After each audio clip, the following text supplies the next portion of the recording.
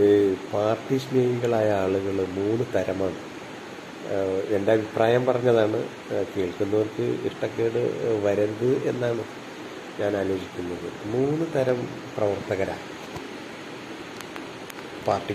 ഈ രാഷ്ട്രീയ പാർട്ടിയിലുള്ളത്. മൂന്ന് തരം. ഈ മൂന്ന് തരം എന്ന് പറഞ്ഞത്, ഒന്ന് ആവേശത്താൽ പാർട്ടിയിൽ വന്ന് തിമർത്താടും. അവർ പാർട്ടിക്ക് ഇതുകൊണ്ട് എന്തൊക്കെ നഷ്ടം ഉണ്ടാകും, എന്ത് ലാഭം ഉണ്ടാവുന്നുമില്ല, അവർക്ക് പാർട്ടിയോടുള്ള ആവേശമാണ്.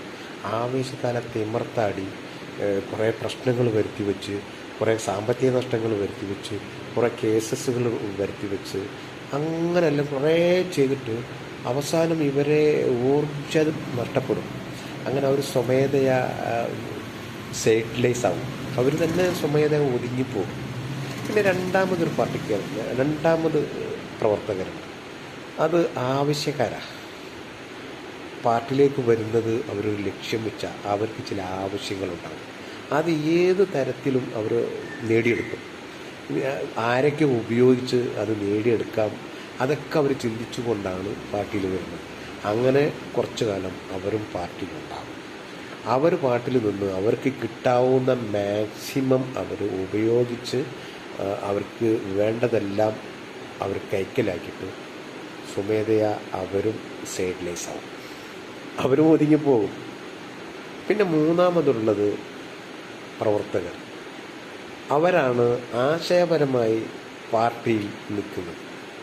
അവരാശയപരമായി പാർട്ടിയിൽ നിൽക്കുന്നവരാണ്. അവരെ കൊണ്ട് പാർട്ടിക്കൊരു തണലാണ്. നേരത്തെ പറഞ്ഞ ഒന്നും രണ്ടും കക്ഷികൾ പാർട്ടിയെ കൊണ്ട് തണൽ കിട്ടുന്നവരാണ്.